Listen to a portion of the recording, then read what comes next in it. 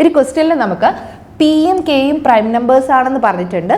P square plus K എന്നുള്ളത് ഒരു prime number ആവണം <30 ആയിട്ടുള്ള, അങ്ങനെ പോസിബിൾ ആയിട്ടുള്ള കെയുടെ വാല്യൂ ആണ് നമ്മൾ ഫൈൻഡ് ഔട്ട് ചെയ്യേണ്ടത്. സോ 2 എന്നുള്ള നമ്പറിനെ നമുക്ക് രണ്ട് പ്രൈം നമ്പേഴ്സിന്റെ സം ആയിട്ട് എഴുതാൻ പറ്റില്ല. ബാക്കി 30യേക്കാൾ ലെസ് ആയിട്ടുള്ള പ്രൈം നമ്പേഴ്സ് എല്ലാം ഓഡ് നമ്പേഴ്സ് ആണ്.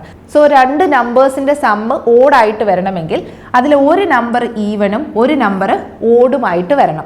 നമുക്ക് ഒരേ ഒരു ഈവൻ പ്രൈം നമ്പർ ആണുള്ളത്, അത് 2 ആണ്. സോ ഞാൻ ആദ്യം പിക്ക് ആ ഒരു പ്രൈം നമ്പറിന്റെ വാല്യൂ ചൂസ് ചെയ്യുകയാണ്. സോ പി 2 ആണെങ്കിൽ പി സ്ക്വയർ എന്ന് പറയുമ്പോൾ 4 ആണ്. So 4 plus K prime numbers ആയിട്ട് കിട്ടുന്ന കെയുടെ വാല്യൂസ് ഫൈൻഡ് ഔട്ട് ചെയ്യാം. സോ കെക്ക് ഞാൻ 3 ചൂസ് ചെയ്താൽ എനിക്ക് സമ്മ് 7 ആണ് വരുന്നത്. കെക്ക് 7 ആണ് ചൂസ് ചെയ്യുന്നെങ്കിൽ സമ്മ് 11 വരും.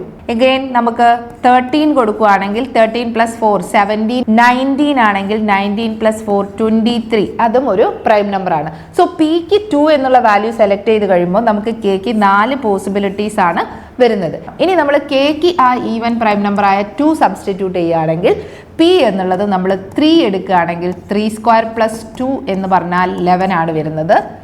സോ നമുക്ക് അവിടെയും പ്രൈം നമ്പർ ആണ് കിട്ടിയിരിക്കുന്നത്. കെക്ക് സെലക്ട് ചെയ്ത വാല്യൂ 2 ആണ്. സോ ടോട്ടലി നമുക്ക് കെക്ക് പോസിബിൾ ആയിട്ടുള്ള 5 നമ്പേഴ്സ് ആണ്. So option B is the correct answer.